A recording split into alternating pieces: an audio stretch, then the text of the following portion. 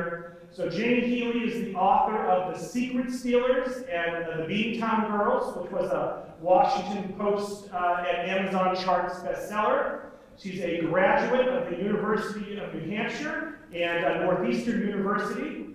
She shares a home north of Boston with her husband. There are 2 daughters, there are 2 cats, and 1 dog.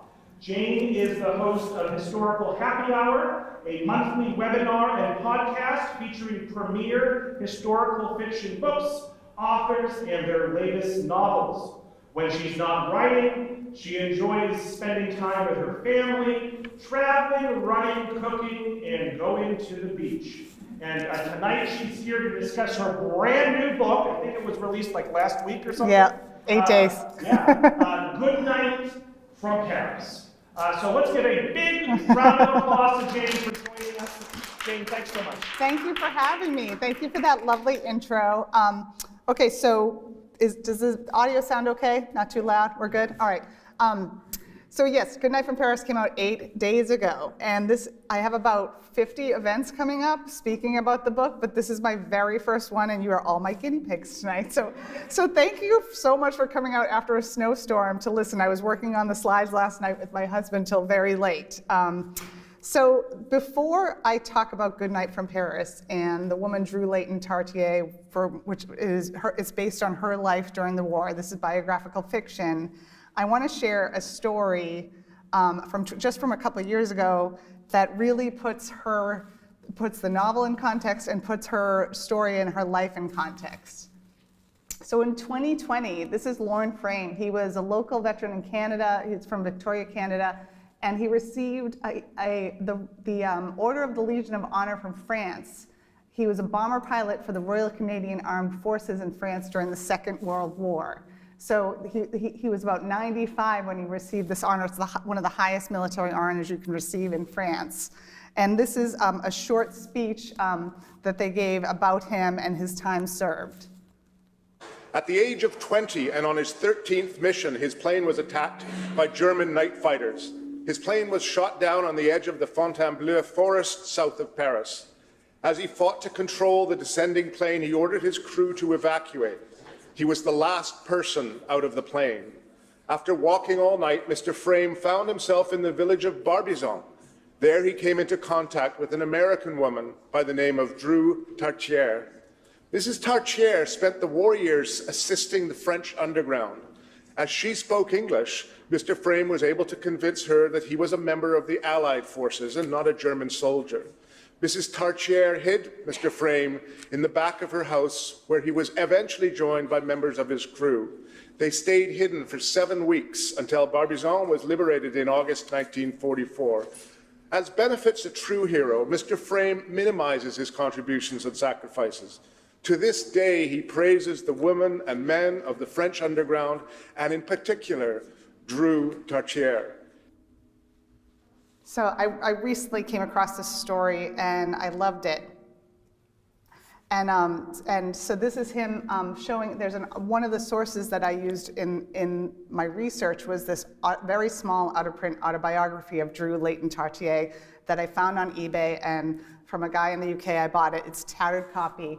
And as you see here, Lauren, who is one of the soldiers she rescued, one of the flyers she rescued, has a copy as well. And in the middle of the book, there's a number of pictures, and this is Drew Tartier with Lauren celebrating at the very end of the war. So this talk I'm going to talk all about how I first learned of Drew Layton Tartier and the history behind the story, but I promise you I'm not going to give any spoilers away. Like, this is a novel inspired by her life and her history, but there's lots of characters and lots of plot twists, and I'm not going to give any of that away. But I hope you enjoyed this talk, and I'd love your feedback afterwards because, like I said, you're my guinea pigs, so thank you. A little bit about me. 20 years ago, my daughters are 19 and 16, I started freelance writing, kind of pivoted. I was in high tech. I started freelance writing for Boston Magazine, among many other magazines and journals and high-tech companies, anything that would pay me, really. And I've always wanted to write novels, but I finally started taking the idea of writing novels seriously. And so in 2017, after 10 long years of writing the Saturday Evening Girls Club in the fringes of my life at ice skating rinks and elsewhere, the Saturday Evening Girls was finally published. Also, I think the first time I tried to get it published, I received something like 75 rejections. My husband's like, you really should figure out the number. And I'm like, it was so soul crushing, I try to block that part out. So that came out in 2017, and it did well enough that my publisher asked me for a new project. And so then The Beantown Girls was my second novel. And that one, I wanted to write a bigger story. I wanted to write World War II. I was really kind of fascinated with World War II because my grandfather was a firefighter on the Navy ships off the coast of Europe and Africa. So I wrote The Beantown Girls, which is based on the Red Cross Clubmobile Girls of World War II. Excuse me. And that was a #1 Amazon bestseller. It was #7 on the Washington Post. It's still one of my most popular books 4 years later. And so after that, I wrote The Secret Stealers, another World War II book, came out 2021, not the best time for a book to come out, I'll be honest. I had a lot of live events planned and then they all went away. But it was an Amazon First Reads pick, and it was one of the best historical fiction novels of 2021 by Cosmopolitan magazine. So, excuse me, this is one of my bookshelves of research for The Secret Stealers. In the process of researching The Secret Stealers, I came across the name of Drew Layton in a few different sources. And one story really struck me, a story in history that I'd never heard about. After Pearl Harbor, a number of American expatriate women living in and around Paris, France, were arrested, several hundred of them. They were put on buses, rounded up, and their first prison was a zoo outside Paris. They were imprisoned in the monkey house there, and their friends and family had to pay 5 francs to go see them, and they could yell over the fence to them and be like, can you bring me more socks? Or it was crazy. I read about that story, and one of the women imprisoned was Drew Layton at Drew Layton Tartier, and another one was Sylvia Beach, who owned Shakespeare and Company, the iconic Shakespeare and Company in Paris, and several other American women. And I was like, how have I never heard of this American women imprisoned in a zoo? And then who is this actress? She kept popping up. She did a lot of different things in the war, as you're going to learn. So I started digging, and it wasn't my intention actually to write another World War II novel. I was going to kind of take a break and do it, but I was so captivated by her story, I had to pitch it to my agents. And this is a lot of my World War II research here. I'm such a nerd. I still have all the sticky notes in because I'm afraid the fact-checking police is going to come to my door and be like, prove it. It's not, so they're all still there like that. So this is Drew Layton during her Hollywood days. She was a stunning woman. She was a rising star in Hollywood. She was born Dorothy Elizabeth Blackman in 1903 in Wisconsin, but she was, her family was fairly well off. They lived in Mexico. She was educated at a girls' boarding school in Switzerland. This is her with her brother, actually. And then after her, she was married very young, at 20 years old, had a son, but she left her husband and son. It was a failed first marriage, and she'd always wanted to be an actress. So she left them for Hollywood to pursue her career. So I'll share how I got a lot of these newspaper clips and pictures at the end, because it was kind of a fascinating twist. But this is one from one of her newspaper articles. I love this picture so much. She was stunning, a starlet on the rise. Alibi for Murder and Blackmailer are 2 of the movies she was in, but she was really known for the Charlie Chan films of the 30s. She was in 4 or 5 of those as kind of the blonde sidekick to Charlie Chan. She was compared to Greta Garbo. They really thought she was going to be the next big thing. Some of these clips are so funny. Like this one, it says, "A beauty whose eyes are alive, fresh, and sparkling, and kept that way with proper care." So it's so 30s. Don't forget your eye cream, ladies. She also had a very strong personality. I think if you're a Hollywood actress anytime, you have to be pretty strong, but in the 30s especially. So this is a little clip of how she basically told the director, I'm taking the day off to take my hairstylist. Oh, come on in. Hello. I'm taking the day off to take my hairstylist out to lunch and to have a beauty day, and they let her because she was the next big thing. She was a huge dog lover. That comes up in the novel. This is her Doberman, which she had on set for all the Charlie Chan films, and it was like terrorized the set. She had to take out, it says here, her prize-winning, Great Dane, on which she has taken out $20,000 bite insurance because he kept biting people on set, but she loved him. Like, I have pictures of, like, there's more pictures of the dog than her family that I've come across. So this is her Charlie Chan days. This is Charlie Chan in London was one of the bigger Charlie Chan films, Charlie Chan's Courage.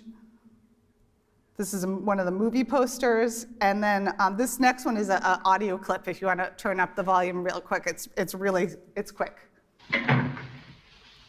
Mr. Chan, have you seen Lake?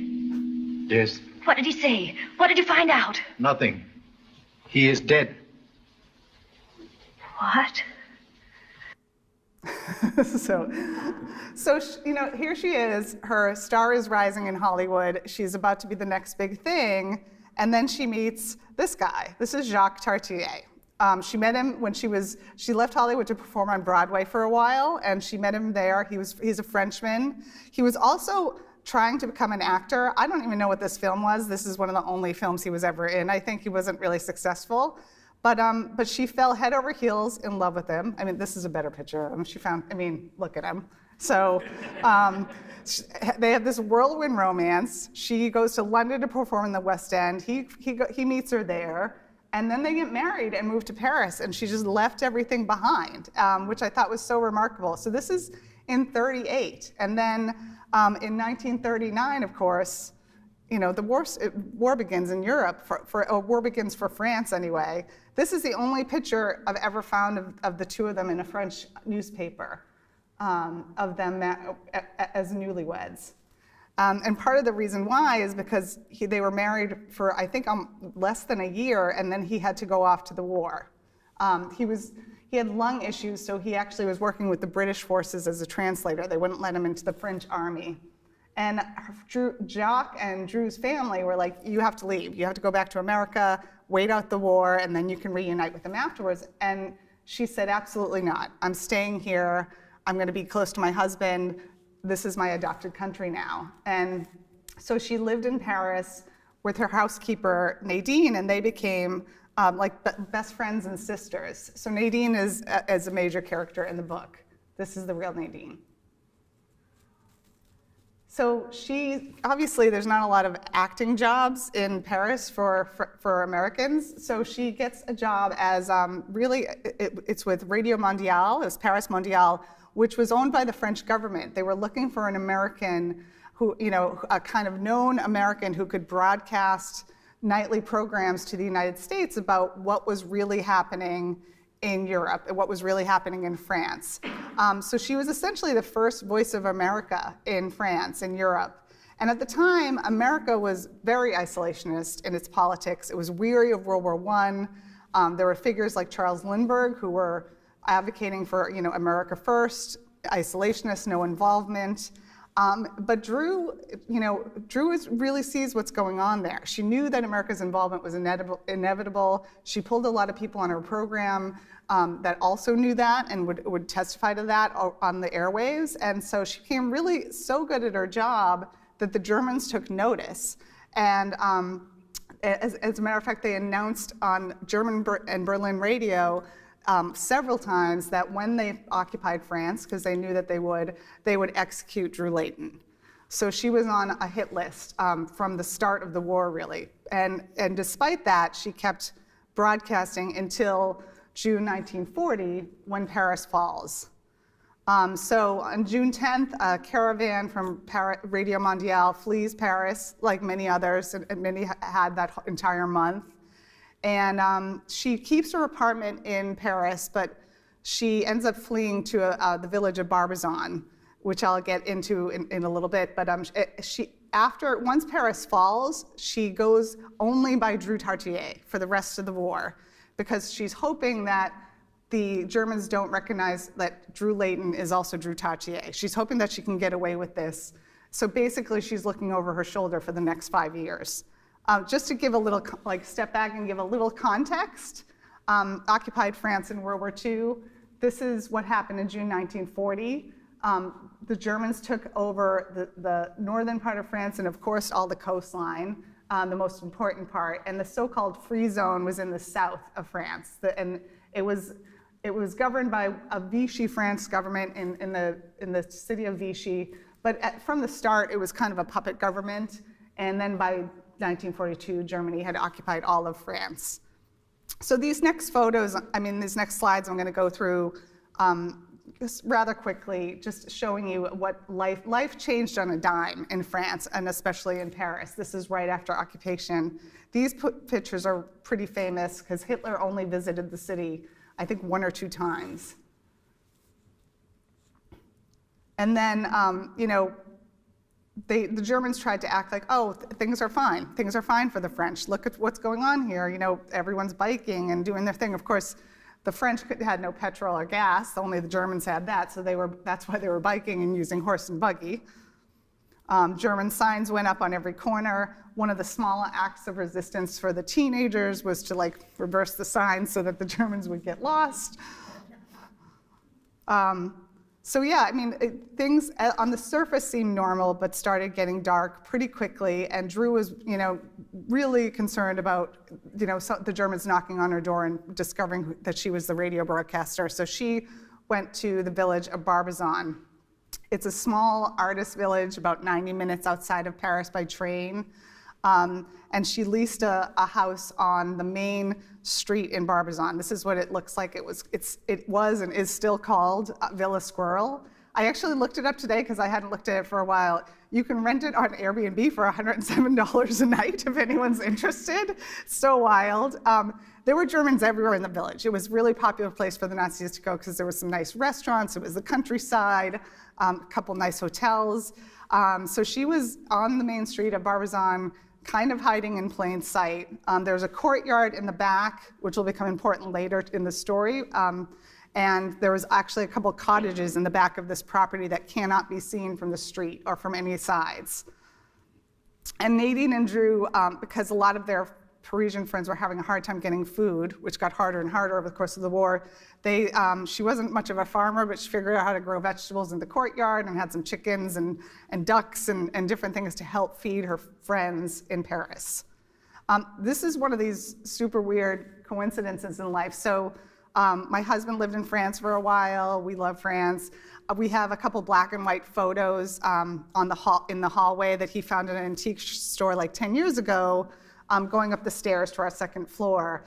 And as I was researching Villa Squirrel and the village of Barbizon, I was like, what? It looked a little familiar. I wasn't really, and then I looked in my hallway going up the stairs, and I have a picture of her house. What is going on? I still can't believe it. I never even paid attention that it said Barbizon on it. It's just so wild. So this next part of her life is kind of the quiet time. She's living in Barbizon. She's trying to stay below the radar for a while. This is one of her neighbors. Her and Nadine decide to lease actually a farm out in the countryside outside of the village of Barbizon because they were worried more and more Germans coming every day, and 2, they were like, well, we're getting pretty good at growing the vegetables for our friends, so let's try to do it on a farm. So they're trying to produce food. Jean Fraise, who was her boss at Paris Mondial, actually comes out to the farm and starts conducting resistance activities. That's the first time Drew gets involved in resistance activities. And she still is able to evade the Germans for a while. And I feel like this part of her life was kind of the calm before the storm. So then, as I said, after Pearl Harbor, the Germans go around and arrest a few hundred American women, put them in a zoo for a couple days.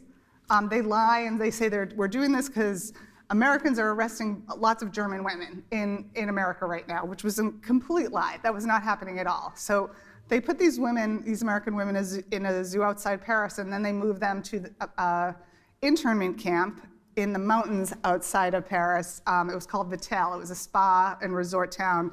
There was a number of hotels there that the Germans used as prisons, and they put barbed wire around it.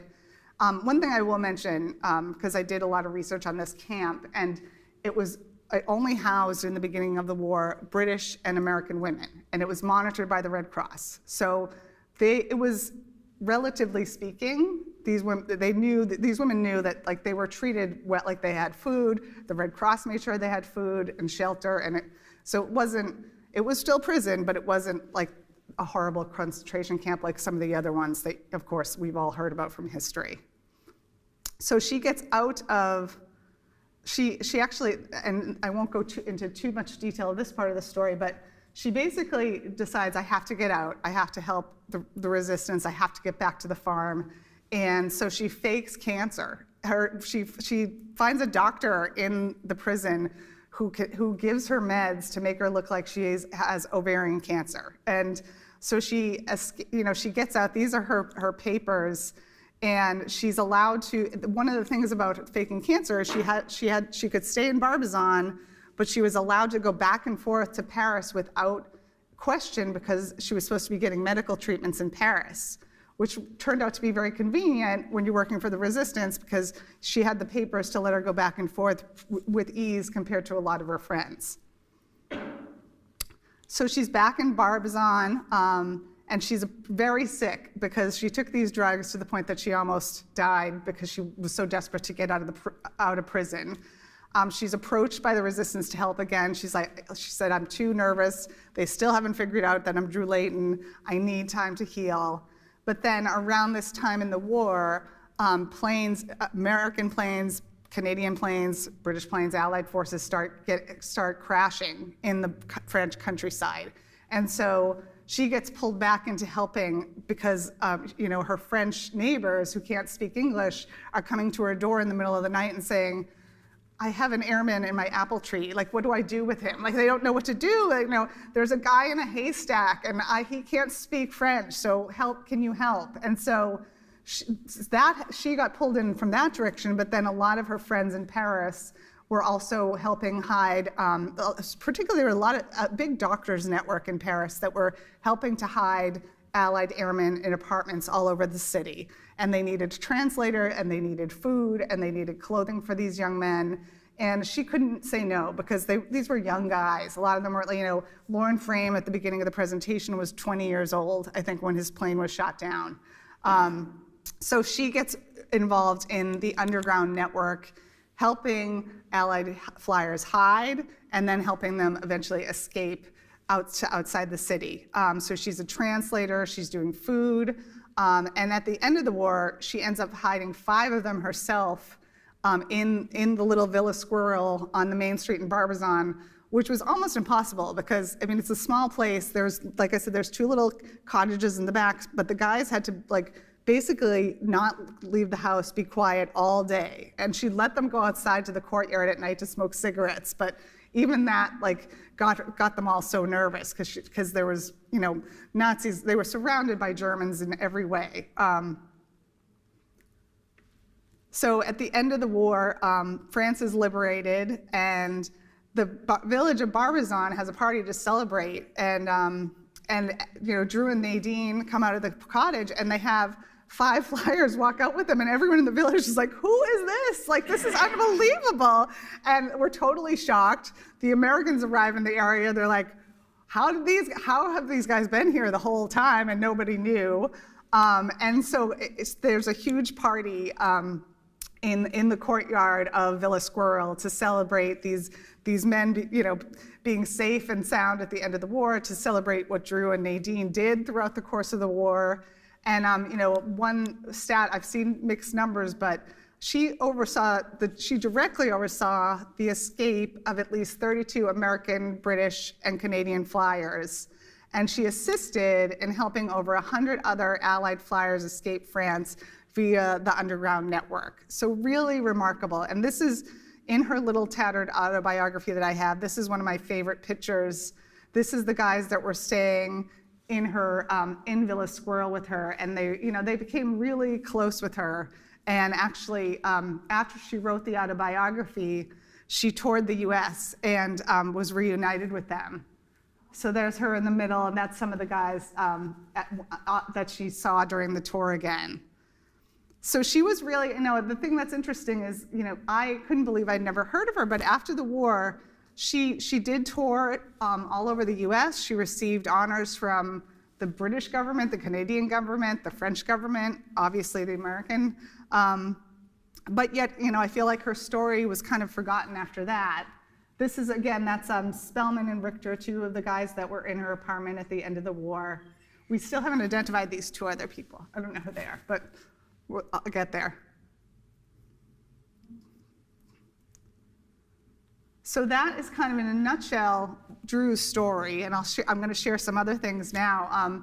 Like I said, I just shared the history of Drew Layton. That is different than the novel inspired by Drew Layton. There's lots of characters and plot twists and things that I did not give away, just to be clear. But it was interesting in France at the time. There was a lot of American expatriates, but not a ton. So a lot of them knew each other. And one of them that was there and became friends with Drew and was on her radio show a number of times was Dorothy Thompson.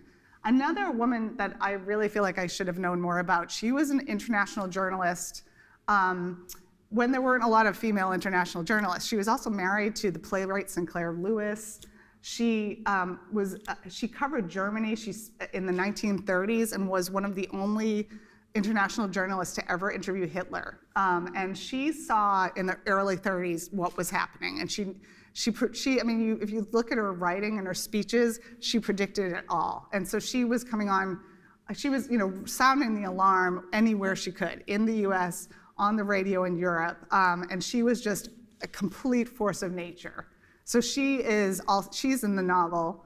Another woman in history that I just think is incredible that's in the novel is Josephine Baker. She was an American entertainer, singer, dancer, incredibly talented. Obviously, things weren't great for African Americans at that time, and so she fled for France and became one of the most revered entertainers in France and is still worshipped and adored there. They just recently honored her. But she also was involved in aiding the resistance because she traveled and toured all over Europe. She could travel and get across borders easier than most. And so she actually would hide intelligence in her sheet music and share it with the Allies once she left France. So really remarkable. And then the final woman, there's lots of other American expatriates in the book, but another one that I've always been fascinated by is Sylvia Beach, who owned Shakespeare and Company, the iconic bookstore in Paris. She was the first publisher of James Joyce's Ulysses. She was a dear friend of Ernest Hemingway, and she was imprisoned with Drew not only in the zoo, but then they were both imprisoned in the mountains in Vittel, France. And in fact, Drew got out, and poor Sylvia was left there for quite a few months afterwards. They had a hard time getting her, friends and family had a hard time getting her out. So after the war, what happened to Drew? She toured America, she wrote her autobiography, she reunited with several of the Allied flyers, and then she married Jeffrey Parsons, who was actually one of the chief editors of the Boston Globe, and then he was head of the International Tribune in Paris. And France was clearly her adopted country. She owned 2 or 3 apartments in Paris. So clearly she also did really well at the end of the war. And she lived there until her 70s or 80s, and then she moved back to California to be close with family. But she lived in Paris most of her life, and she passed away about 20 years ago in her mid-90s. So that is the story of Drew. And then because my other talks of my other books, I've done cover design fun. People seem to really enjoy this, and it's really interesting. Covers are so important. This one was really hard. The last couple, pretty easy. My editors and I an agent were all on the same page from the start. This one, when they were like, okay, we're gonna send you some concepts, and I said to my husband, I'm like, as long as they don't put a big fat Eiffel Tower right in the middle and nothing else, right? So the first one was that one. And actually, this is kind of mild. Like the first two had the big fat Eiffel Tower and nothing else. And I'm like, come on. And so then they came up with some other concepts. And this second one isn't bad, but it looks a lot like there's a book about radio girls, and it looks a lot like that cover. And then this one I loved, the third one, because I feel like she deserves to be on the cover. It's biographical fiction. It's about a real woman in history.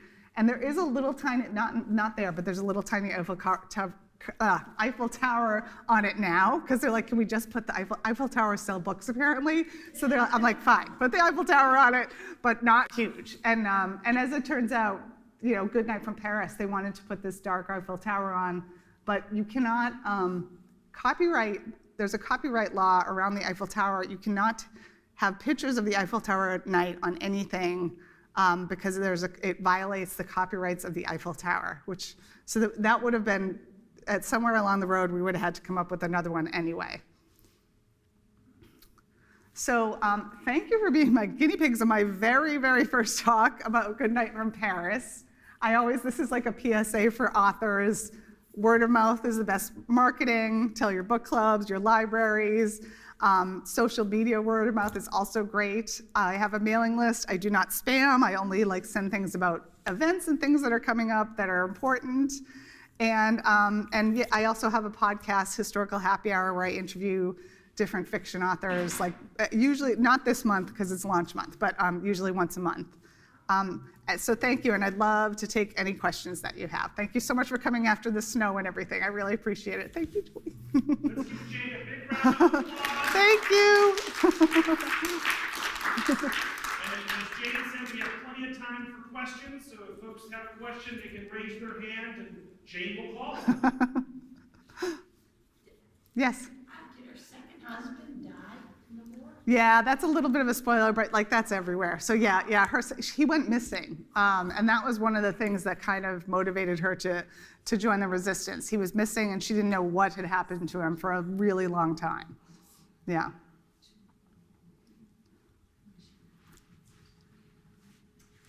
Jane, I'll ask a question. Sure. In all the research you did for the book, what was the most maybe surprising fact that you learned?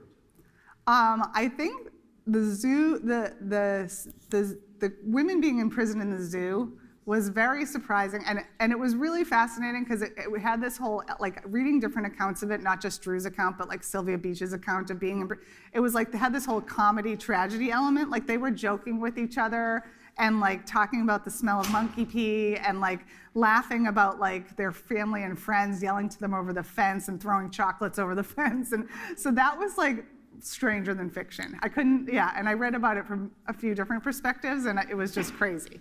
Yes, agreed. Any other questions for Jane? Last call. All right, so let's give Jane one more. Thank you. Thank you for having me.